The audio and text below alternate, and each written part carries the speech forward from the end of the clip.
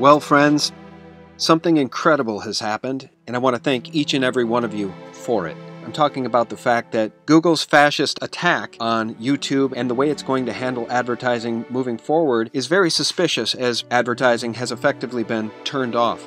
And as I shared with you, starting March 31st, the revenue on my channel was essentially literally turned off, and that has continued up through today. But here's the important part. Google has essentially awakened a sleeping giant.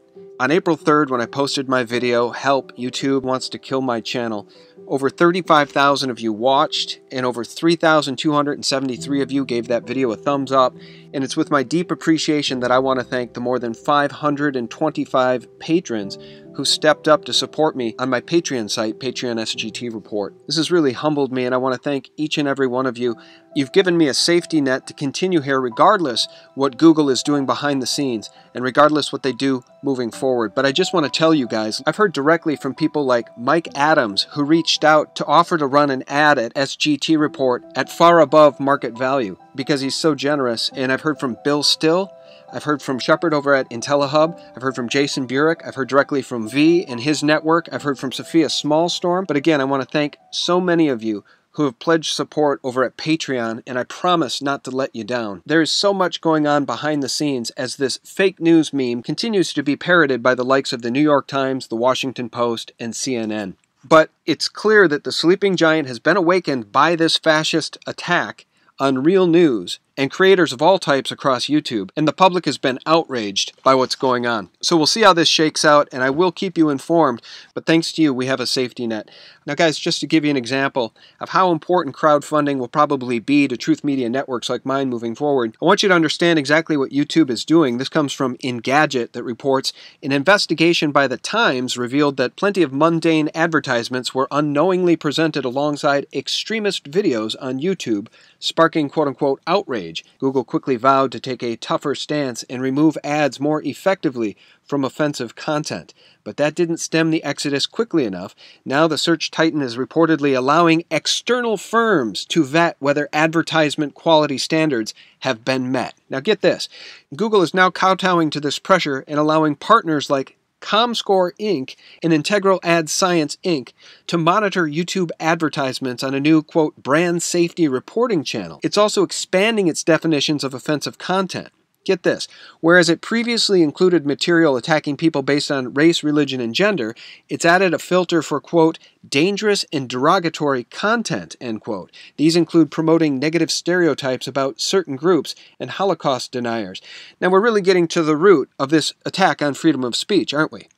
As they tried to make an example out of PewDiePie and label him as an anti-Semite, combing through hundreds of hours of his content and cherry-picking things he had said and taking them out of context to paint the picture that he's an anti-Semite, I think we can see what's going on here in the larger context.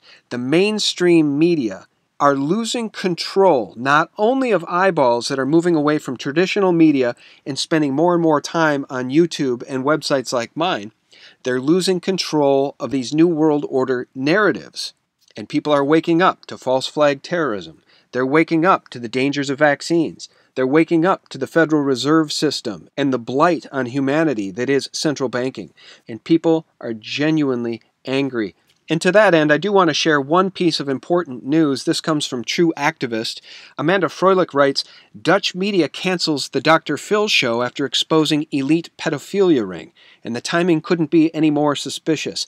Well, she's got that right. And as Mike Cernovich has been telling Alex Jones, the deep state and the intelligence agencies are using pedophilia and child trafficking rings to ensnare and blackmail people in power. The reason Trump can't get his people hired is because the security clearances are being jammed up and not going through. The reason they're not going through is that the people who administer the polygraph in deep state are actually part of the pedophile ring, and they only want pedophiles in deep state because they're compromised and they can be blackmailed. Now, as True Activist writes, 1 week ago, celebrity psychologist Dr. Phil McGraw became one of the first individuals to expose the world of elite pedophilia on mainstream television. In a segment with a woman going by the name of Kendall, he and the rest of the world learned that she was literally born into and grew up in the world of elite sex slavery. Kendall explained that she was born to be a sex slave, as her parents intentionally had her to be pimped by the trafficker she calls her owner. Since then, she has serviced some of the world's most powerful and elite. In one instance, Kendall describes being passed around groups of rich and prominent men and women so they might take turns with her for sadistic sexual pleasure. The information is damning, as the woman admits she was forced to rape children as young as 5 years old. Additionally, she was forced by her owner to kill a baby. Now, folks, this is not new information. We've heard about this as it relates to Jimmy Savile, and we've heard about this more recently as it relates to Sir Edward Heath, both of whom are accused of trafficking children and being involved with elite circles where the satanic ritual abuse of children was commonplace. I'll link the rest of this article for you in the more information section below, but it speaks to the fact that we are over the target and we are taking heat. And it's my thanks to you, each and every one of you who stepped up to support us over on Patreon SGT Report. Thank you for your generosity, and thank you for this vote of confidence. I will not let you down. Thanks so much, and for real news 24/7, visit us at sgtreport.com. Allegations of prostitution and pedophilia, and allegations that those crimes were somehow covered up or not looked into. So the State Department this morning is having to respond to those claims and those investigations of misconduct by State Department officials, including by an ambassador and security agents attached to then Secretary of State Hillary Clinton. And the allegations are that these investigations were whitewashed, quashed altogether, and that those orders came from high up.